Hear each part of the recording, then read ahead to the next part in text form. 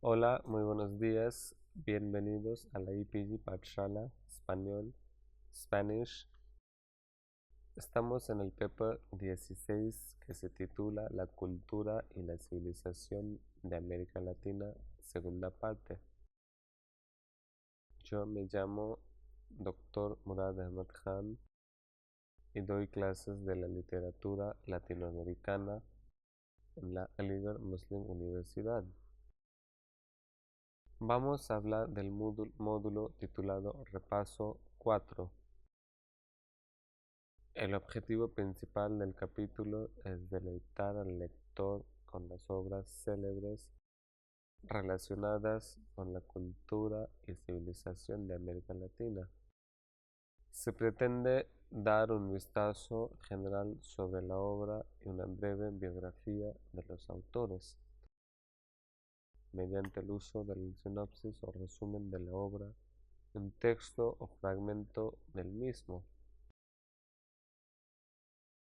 México en el siglo XIX. La lucha por la independencia de México, iniciado por los sacerdotes radicales Miguel Hidalgo y José María Morelos, fue completado por Agustín de Iturbide, quien encabezó una coalición de criollos y peninsulares conservadores. Ellos estaban aterrorizados ante la perspectiva de ser gobernado por la Constitución Liberal Española de 1812, que fue restablecida en 1820.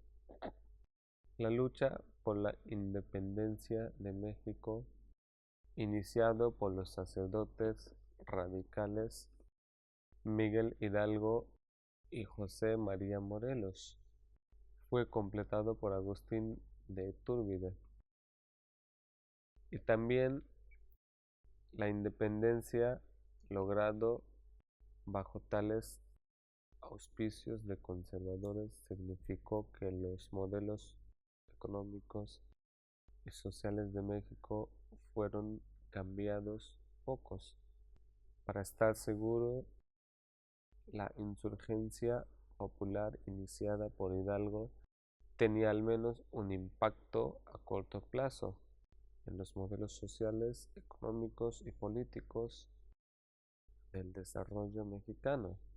También obligó a cambiar la producción como ranchera arrendatario, y en esto todos tuvieron que aportar bajo el símbolo y bajo el liderazgo de Morelos e Hidalgo.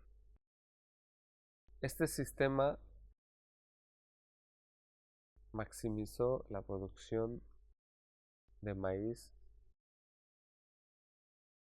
y dio beneficios reales y perdurables tanto para los productores rurales y los consumidores urbanos de maíz en todo el Bajío durante la primera mitad del siglo de la vida nacional.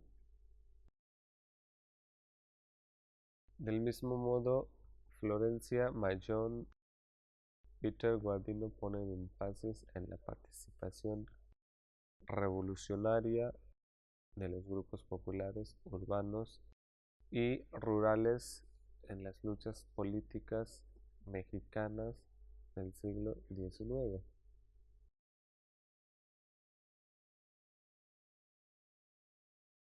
Ellos revelaron su impacto en la formación del Estado mexicano y la conciencia campesina a largo plazo.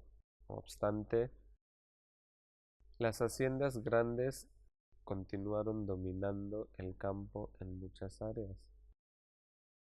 aunque los pueblos indígenas se quedaron con las tierras sustanciales de la comunidad hasta la mitad del siglo e incluso mejoraron un poco su situación económica y política con el paso de la autoridad española centralizada.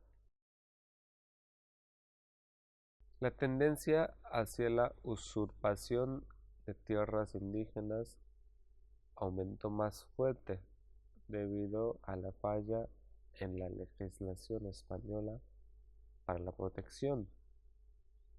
Los peones y arrendatarios de las haciendas a menudo sufrían de la servidumbre o deudas, salarios miserables, los caros arrendamientos y las cotas excesivas religiosas.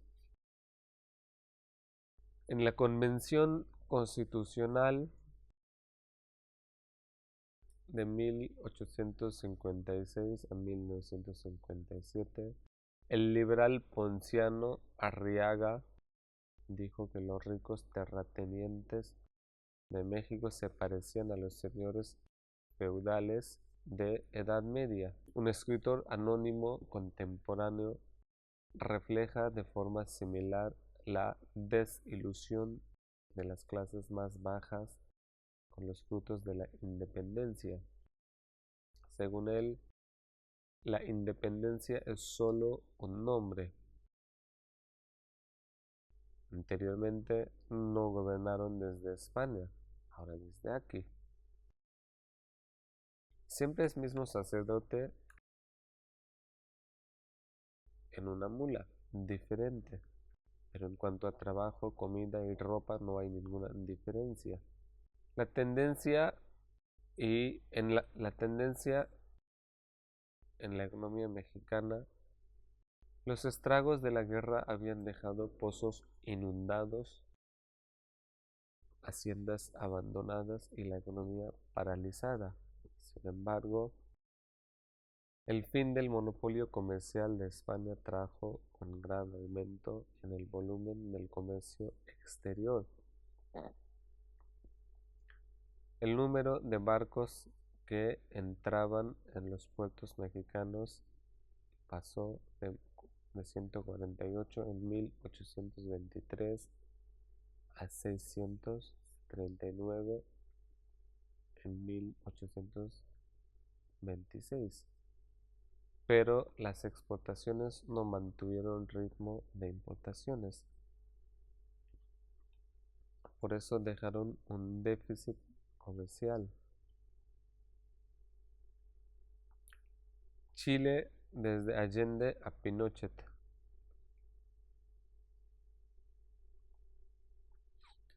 A principios de la década de 1960, Chile se enfrenta a los problemas graves socioeconómicos. Había éxodo constante de los pobres rurales a las ciudades, especialmente Santiago. Había gente que se enfrentaba al problema de la falta de vivienda, alimentación y educación. La escena política chilena también comenzó a cambiar significativamente. Había el primer gran crecimiento del electorado. Como las elecciones presidenciales de 1964, se acercaban liberales y conservadores, rápidamente decidieron establecer una alianza con la democracia cristiana. Se disolvieron su Frente Democrático y comenzaron a cotejar el PDC. La elección presidencial de 1964 se avecinaba como una crucial tanto para Chile y América Latina. La izquierda se presentó Salvador Allende una vez más. Esta elección fue muy diferente a la de 1958. Un partido relativamente nuevo los demócratas cristianos habían irrumpido en la escena cuando los partidos de derecha decidieron apoyar al candidato del PDC, Eduardo Frei. La democracia cristiana obtuvo un enorme impulso. Fue hecho por el temor de que la alianza comunista y socialista podrían obtener una victoria pluralidad. La campaña PDC fue diseñado para convencer al electorado de que Frei podría traer una revolución en libertad a través de reformas. Las reformas fueron planeadas a través de la reforma agraria, a través de la expropiación de tierras subutilizadas, aumento de la vivienda pública y un mayor control sobre las compañías de cobre de Estados Unidos a través de la adquisición de Chile de parte de la propiedad. Frei ganó la elección más cómodamente de lo que nadie esperaba. Con un 56% de los votos, Allende obtuvo 39%, muy encima de su cota en el año 1958. Por supuesto, la diferencia era que esta vez fue una carrera de dos vías. El gobierno de Frei comenzó con grandes expectativas. La izquierda había sido derrotada decisivamente. Los votantes habían dado un mandato para el cambio. Ahora, los demócratas cristianos tendrían que actuar con rapidez y decisión. Así que después de su llegada al poder, el gobierno de Frei intentó cumplir su promesa de un nuevo tipo de participación popular, rechazando la función masiva del Estado. Impulsaron una nueva clase de las bases actividad política. En la práctica, eso significaba una mezcla de comunitario, la autoayuda y las cooperativas. La economía también se expandía rápidamente. Incluso la inflación crónica de Chile se desaceleró. Sin embargo, 2 buenos años fueron seguidos por 4 malos. Después de 1967 se estancó la economía, mientras que la inflación subió de nuevo. Las desigualdades de ingresos aumentaron y los niveles de vida se redujeron drásticamente. La retórica de Frei trajo esperanza a los chilenos, pero él cumplió algunas de sus promesas. Arte y arquitectura latinoamericana. La arquitectura colonial. La introducción de la latinidad. Durante el periodo colonial, la manifestación dominante de la cultura europea era la arquitectura. Dentro de 100 años, los colonizadores españoles habían superpuesto una huella europea reconocible en la arquitectura paisajista, desde México hasta Chile, enterrando los grandes complejos religiosos y urbanos de los habitantes indígenas. Incluso en el campo, donde la tierra en sí estaba determinada, todavía en gran parte por las prácticas tradicionales agrícolas de los nativos americanos. Las cúpulas y los campanarios de las iglesias parroquiales de manera efectiva latinizado el paisaje. Este aspecto aparentemente europeo no es una copia de la práctica europea contemporánea. La ubicua cuadrícula de la ciudad es una adaptación de las nociones teóricas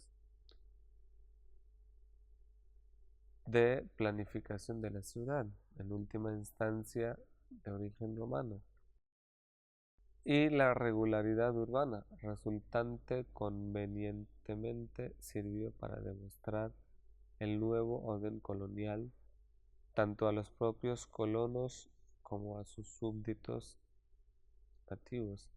La arquitectura también presentaba características adecuadas a las necesidades específicas de América Latina. La iglesia misionera, por ejemplo, era típicamente una estructura única, nave al frente de un átrico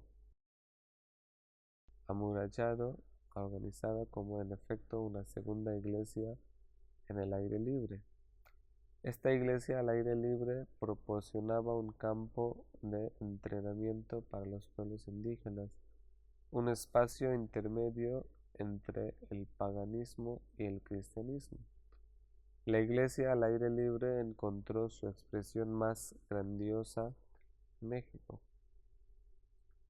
pero las versiones repetían a lo largo de los territorios españoles. En América, desde Nuevo México hasta Chile y Argentina,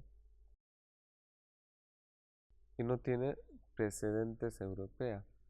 En términos de estilo, la arquitectura de la época colonial temporana tendió a ser simple y funcional, aunque austero, con el énfasis en la gramática subyacente del lenguaje esotérico de la arquitectura clásica.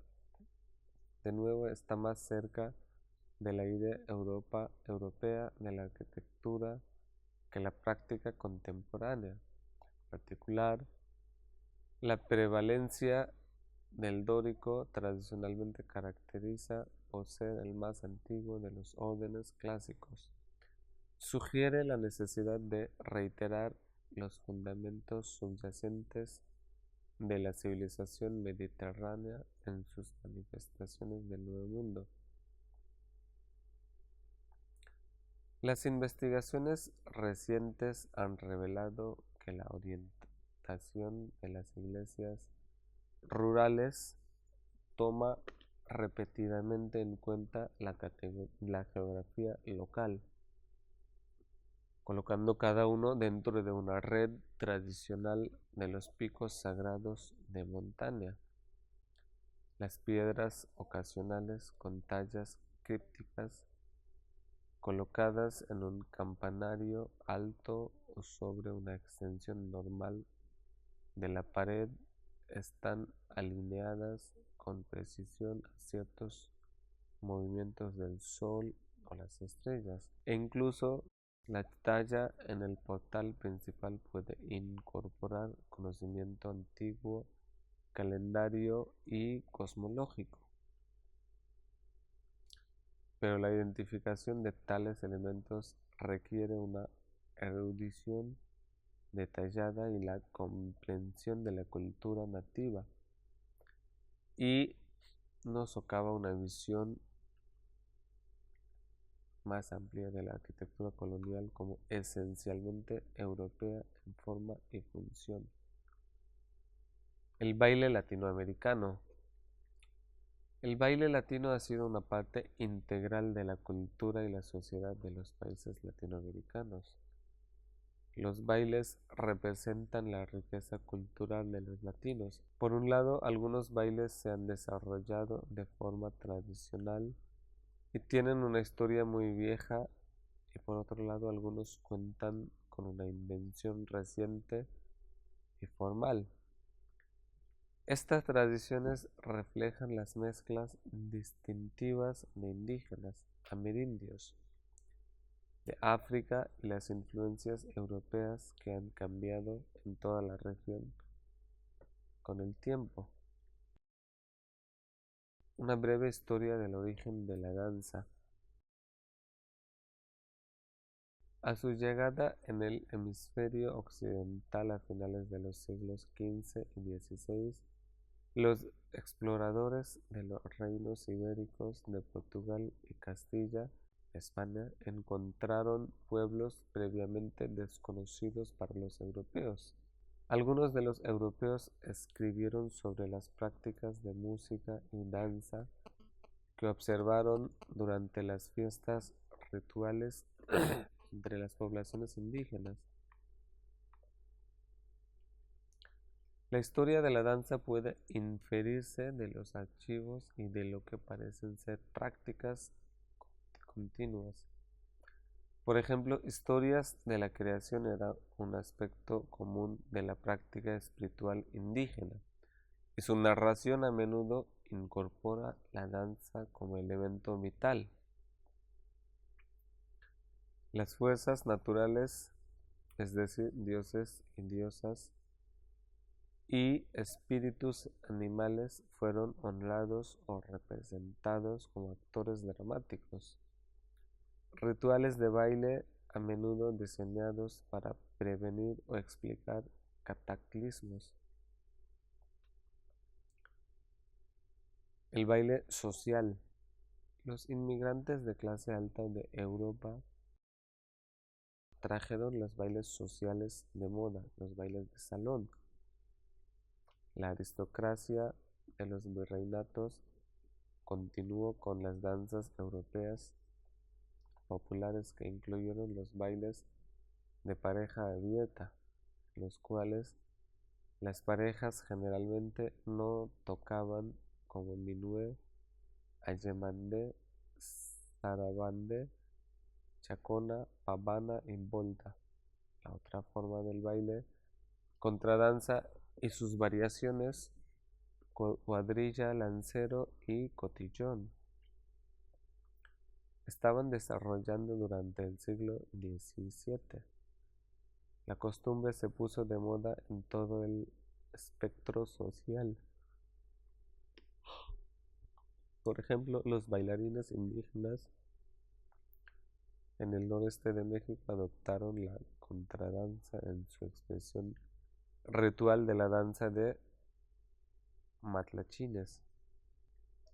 Las contradanzas y las cuadrillas seguían siendo comunes en todas partes de América Latina y el Caribe en el siglo XXI.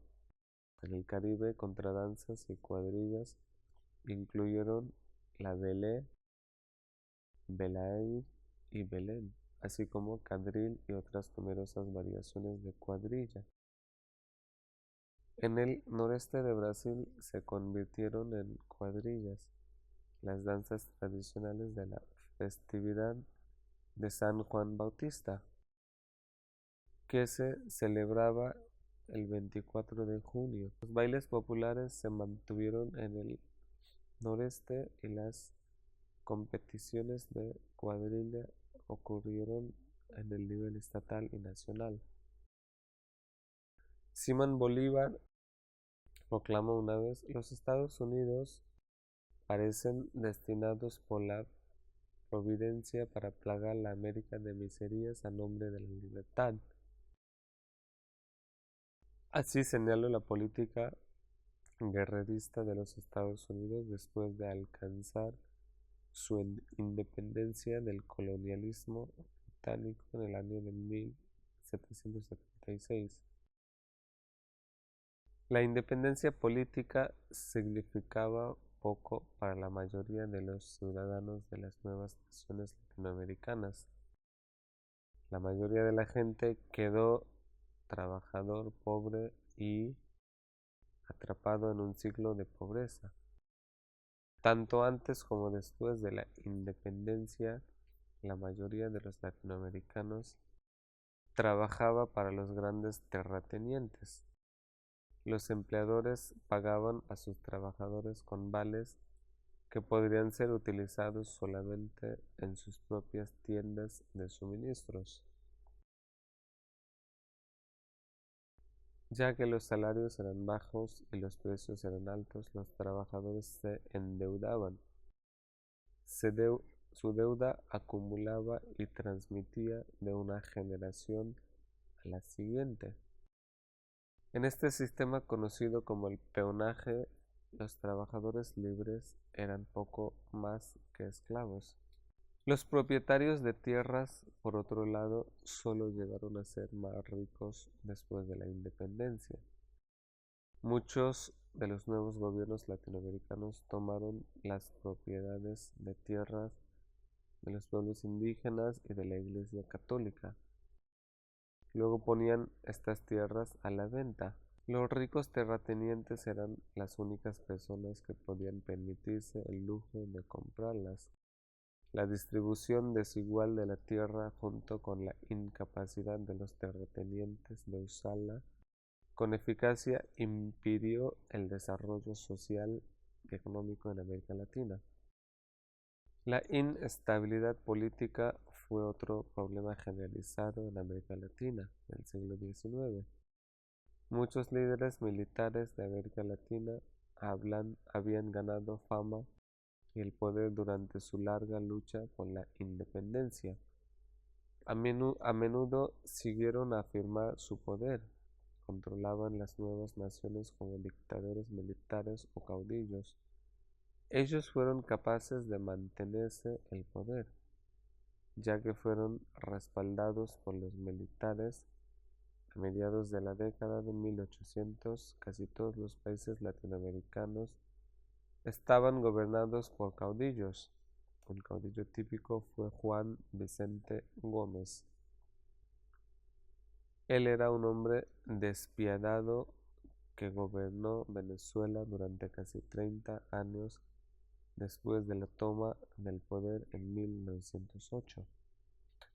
Toda Venezuela es mi rancho ganadero que una vez se jactó. Había algunas excepciones, sin embargo, los presidentes reformistas como Domingo Sarmiento de Argentina hicieron compromisos firmes para mejorar la educación. Durante la presidencia de Sarmiento entre 1868 y 1874, el número de estudiantes en Argentina se duplicó, pero tales reformadores generalmente no se quedaron por mucho tiempo. Más a menudo que no, un caudillo apoyado por el ejército tomó el control del gobierno. El impacto de Gran Depresión en América Latina. Las condiciones que trajeron la Gran Depresión a América Latina tuvieron sus raíces en las políticas económicas de los líderes políticos de los finales del siglo XIX. Los primeros 50 años después de la independencia habían visto la creación de las unidades basadas en la agricultura autosuficiente que reflejaron los latifundios de España. Las plantaciones aquí produjeron la comida necesitada para los alrededores inmediatos y las artesanías se produjeron por los artesanos locales, reflejando el sistema feudal que existía en Europa.